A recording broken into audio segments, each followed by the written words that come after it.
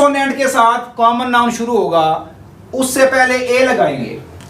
Hello viewers, welcome back to my YouTube channel English Guru. मैं हूं आपका होस्ट, आपका दोस्त ज़िया अमीन। मैंने अपनी पिछली वीडियोस में आपके साथ डिस्कस किया था कि पार्ट्स ऑफ स्पीच क्या होते हैं और कितने होते हैं, यानी जो गुफ्तगू, जो बातचीत हम आपस में करते हैं वो सेंटेंस की शक्ल में, गुफ्तगू फ़िक्रे की शक्ल में होती है। उस फ़िक्रे के, उस जुमले के, उस सेंटेंस के 9 हिस्से होते हैं जिन्हें हम पार्ट्स ऑफ स्पीच कहते हैं। उसमें से एक नाउन और उसकी टाइप्स हम डिस्कस कर चुके हैं। आज मैं आपके साथ डिस्कस करने जा रहा हूं कि आर्टिकल्स क्या होते हैं और ये कहाँ लगाए जाते हैं।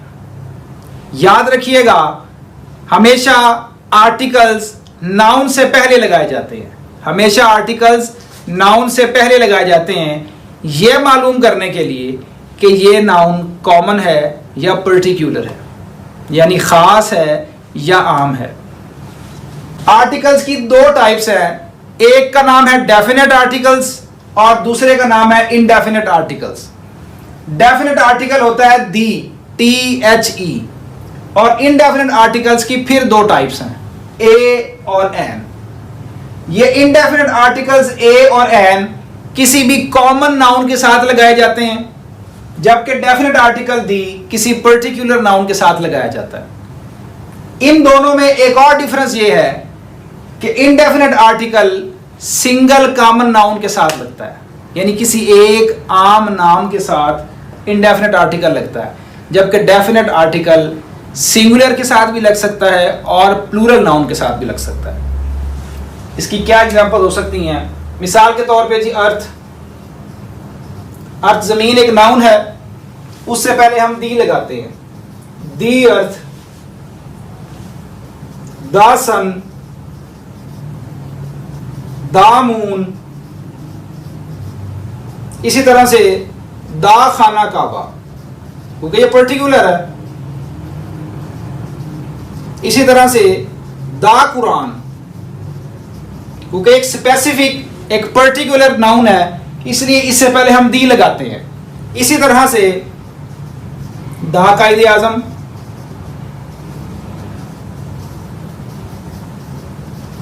द बाइबल,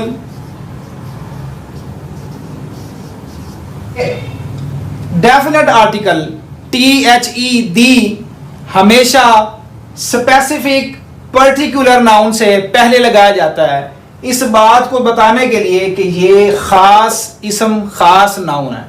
जबकि इनडेफिनेट आर्टिकल जो हैं वो किसी भी कॉमन नाउन के साथ लगते हैं। लेकिन इसमें भी 2 असूल हैं कि ए किस कॉमन नाउन के साथ लगेगा और एन किस कॉमन नाउन के साथ लगेगा। तो चूंकि हमें पता है कि इंग्लिश के अंदर 26 लेटर होते हैं, इंग्लिश लैंग्वेज में 26 हरूफ होते हैं, इसमें से 21 हरूफ को हम कहते हैं कॉन्सोनेंट,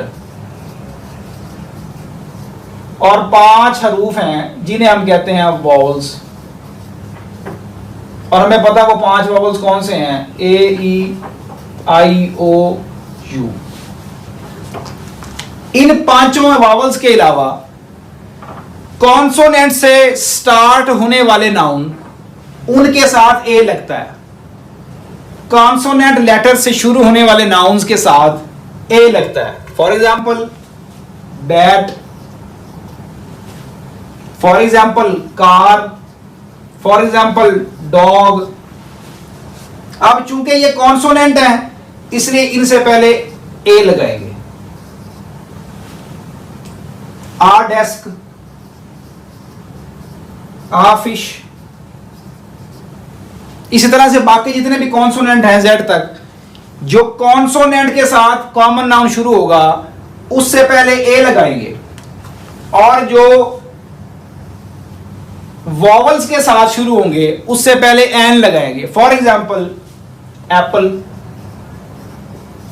तो हम लगाते हैं एन एप्पल, क्योंकि ये वॉवल साउंड से स्टार्ट हो रहा है। इसी तरह से एलिफेंट, तो एन एलिफेंट। इसी तरह से इंक पॉट, तो एन इंक पॉट। इसी तरह से ऑरेंज, तो एन ऑरेंज, इसी तरह से अम्ब्रेला, तो एन अम्ब्रेला। लेकिन यहां पर गौरतलब बात यह है कि ये जो वॉवल साउंड से स्टार्ट हो रहा है, इन सब में अलिफ की आवाज आ रही है। इसको लिखेंगे तो ऐसे लिखेंगे ना, एप्पल बोलने के लिए, इसका मतलब यह है कि इसके अंदर अलिफ का साउंड आ रहा है। एलिफेंट, इसमें भी अलिफ का साउंड आ रहा है।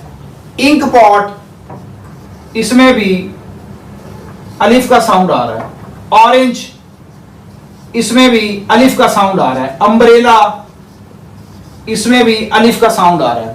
पहले नंबर पे तो यह असूल याद कर लें कि जब भी कॉन्सोनेंट लेटर से स्टार्ट होगा वो कॉमन नाउन ए लिखेगा, और अगर वो वॉवल साउंड से शुरू हो रहा है तो उसके साथ एन लगाएंगे। लेकिन इसमें एक और तब्दीली ये है कि अगर शुरू तो हो रहा है लेकिन अगर उसमें अलिफ की आवाज नहीं आ रही तो एन की जगह ए लगाएंगे। For example university. अब यूनिवर्सिटी शुरू तो वॉवल से हो रहा है लेकिन इसमें अलिफ का साउंड नहीं है, इसमें ये का साउंड है,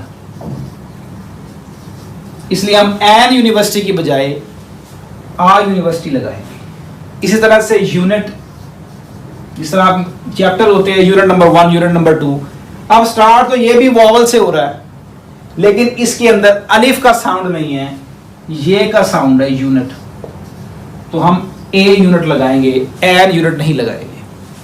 इस तरह की मजीद इंफॉर्मेटिव वीडियोस के लिए मेरा चैनल इंग्लिश गुरु को विजिट करते रहें और दोस्तों के साथ शेयर करते रहें। Thank you.